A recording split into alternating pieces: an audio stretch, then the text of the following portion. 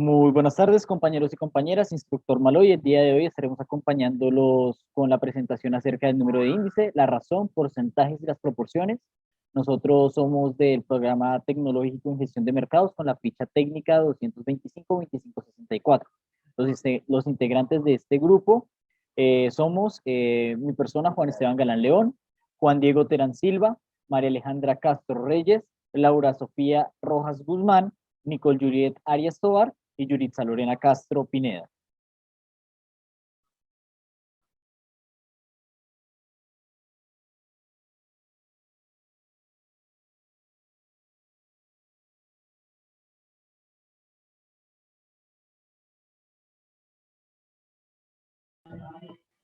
Número índice.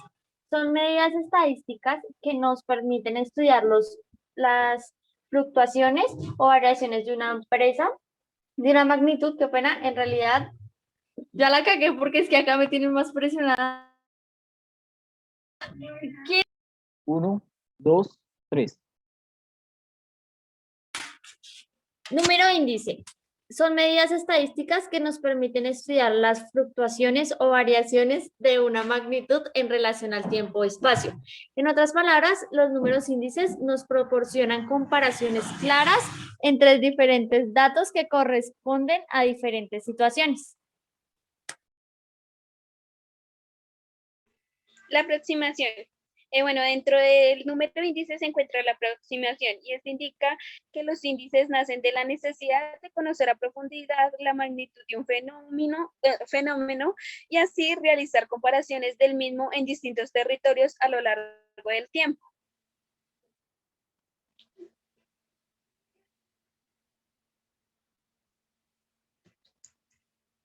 Es conveniente escoger una situación determinada como punto de referencia para así remitir las distintas observaciones a esta referencia.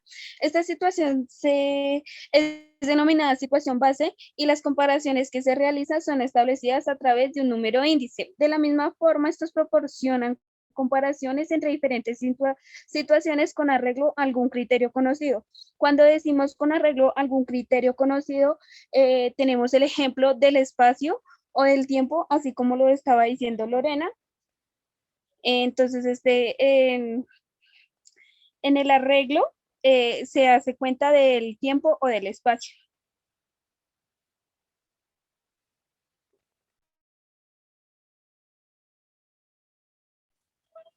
Propiedades. Uno de los problemas de mayor importancia a la hora de elaborar un número índice es el conseguir que éste sea adecuadamente representativo.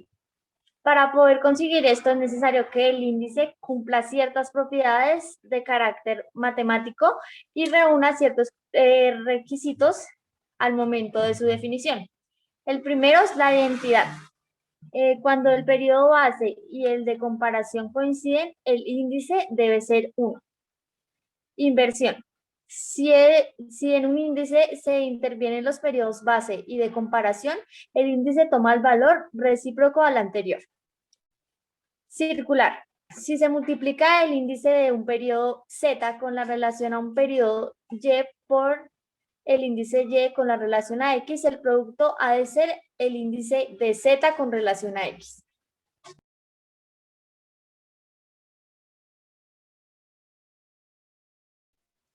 La existencia.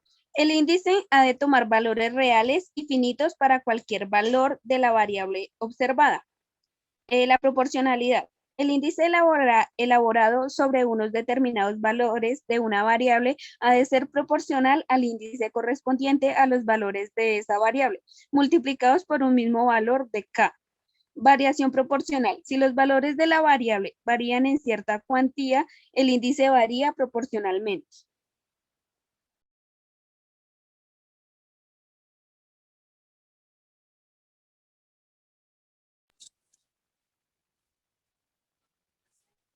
Inalterabilidad.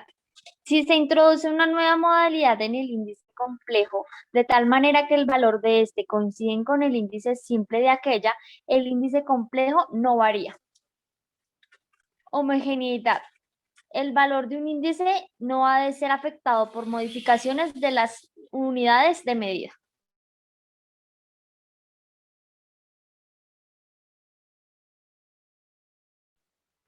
Tipos de números índices. Según recojan la evolución de una o más magnitudes, tenemos los índices simples, los índices compuestos y según el tipo de magnitud. Los índices simples recogen la evolución del precio, la cantidad o el valor de un único bien o producto. Como su nombre lo dice, los números de índice simple pretenden hacer comparaciones sobre una sola magnitud simple, como por ejemplo sobre el precio del trigo. Habitualmente los definimos como razón entre el valor actual y el valor del periodo básico.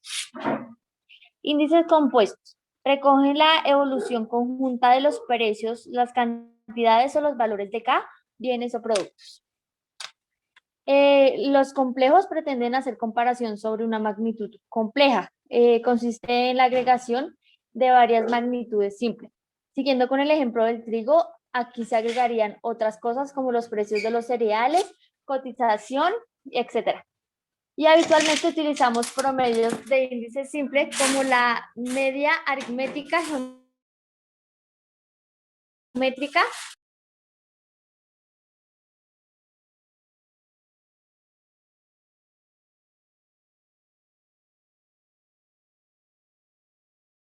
Uno, dos, tres.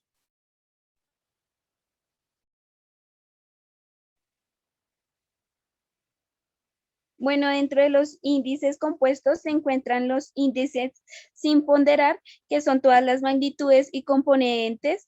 Bueno, que en él todas las magnitudes y componentes tienen la misma importancia, es decir, los mismos pesos, los bienes o productos se consideran con el mismo peso, y los índices ponderados, que en ellos cada magnitud o componente tiene un peso diferente asignado en función de diversos criterios. Este peso recoge la importancia relativa de cada uno de los bienes.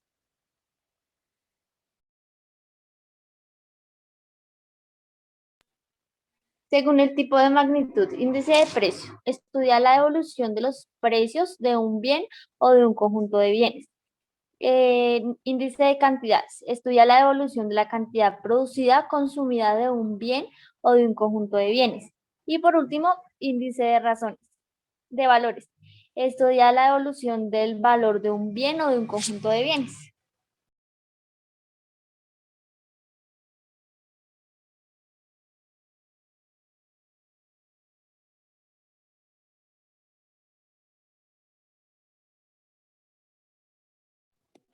Las razones. Bueno, en este caso, pues una razón nos indica en forma de división la relación entre dos cantidades, las que se quieran mostrar, una cantidad existente.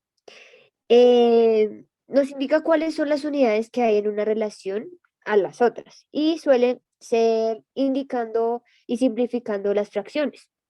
Eh, Recordar siempre que las fracciones se definen a partir de la división y se explican como fracciones porque en realidad una fracción nos indica una razón. También se puede decir que las razones las vemos a diario en palabras de la vida cotidiana, ejemplo como las elecciones de un pueblo, el candidato A obtuvo 4.875 votos a favor, mientras que si el candidato B tuvo 1.625, ¿en qué proporción están estas perspectivas votaciones? Pues ahí ya estaríamos haciendo una razón, que sería de los votos del primer candidato sobre los votos del segundo candidato. De esta forma tendríamos como razones en la vida cotidiana.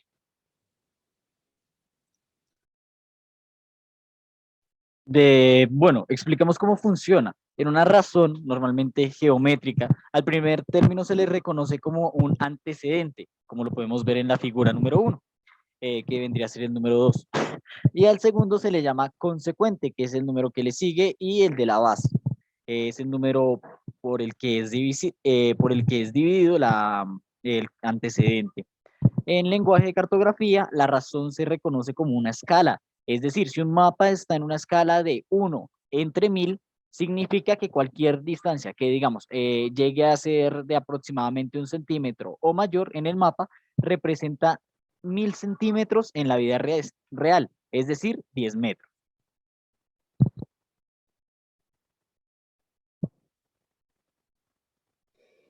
Un ejemplo es si en un salón de clases tenemos pues 24 niñas y 18 niños.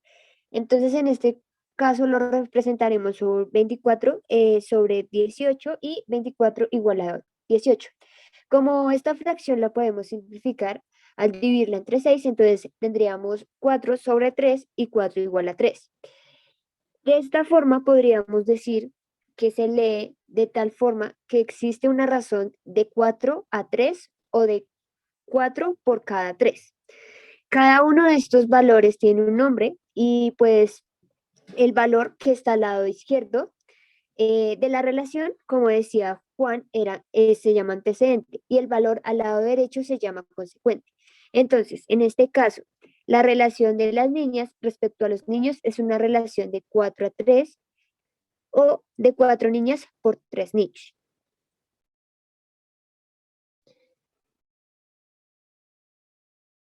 Del mismo modo se presenta el siguiente ejemplo.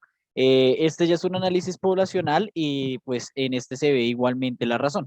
Esta es una razón entre la población y la superficie que se reconoce de determinado territorio y es una cuestión que va muy relativa a la demografía y pues a la densidad poblacional. Este tipo de encuestas se deben ser realizadas por entidades como el DANE y por ejemplo vemos en la gráfica que se multiplican 285.255 personas en el área ocupada que vendrían a ser 30.718.1 kilómetros, es decir, que hay 9,3 habitantes por cada kilómetro cuadrado. Es decir, cada kilómetro cuadrado viven aproximadamente 4 personas.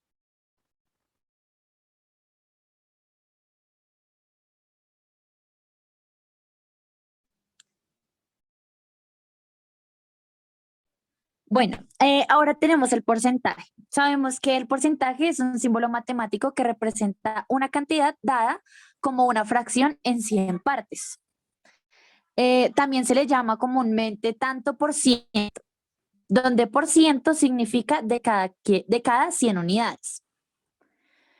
El porcentaje se denota utilizando el símbolo por ciento, ese mismo que vemos ahí, que matemáticamente equivale al factor 0,01 y que se debe escribir después del número al que se refiere, dejando un espacio de separación.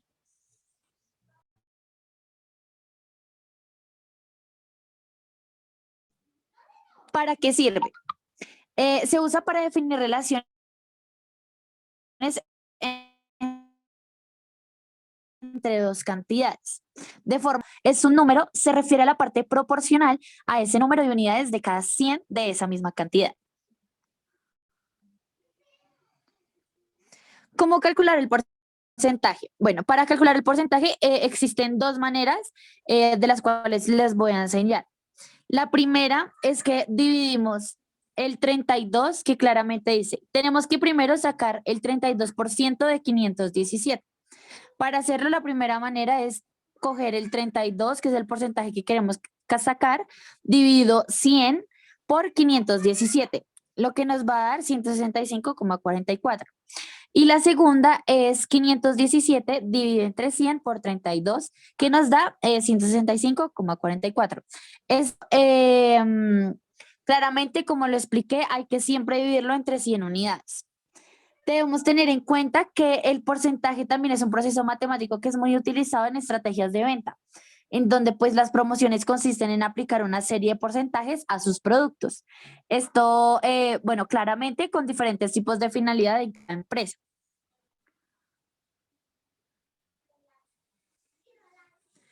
Para un ejemplo, el porcentaje sobre lo que les contaba que es bastante utilizado en las estrategias de venta, tenemos aquí que dice rebajas hasta el 50%. Las empresas suelen utilizar mucho el porcentaje debido a que con estas logran hacer descuentos, promociones, entre otras dentro de sus empresas. Para ayudarles con un ejemplo del porcentaje, pusimos que tenemos que sacar el 50% de 70,000. Entonces, hacemos igual las mismas dos operaciones que les expliqué. 50, que es el porcentaje que queremos sacar, dividido entre 100 por 70, lo cual nos da 35.000 pesos. Y lo mismo de la manera, de la segunda forma en la que les enseñé. Eso quiere decir que el 50% de 70.000 pesos son 35.000 pesos. La proporción cabe resaltar que va muy ligada a las razones, ya que una proporción es una igualdad entre dos razones. Es decir, que A sobre B es igual sobre C y sobre D. Esta es una proporción. Complementando lo que dijo mi compañera anteriormente, la razón es la comparación de dos cantidades que se miden a partir de la división de dos valores, es decir, A dividido B. Un ejemplo podría ser que A equivale a 10.000 y B a 2, y que C equivale a 20.000 y D equivale a 4. Es decir, que 10.000 dividido 2 es igual a 5.000 y 20.000 dividido 4 es igual a 5.000. Entonces esta es una proporción, una igualdad entre dos razones.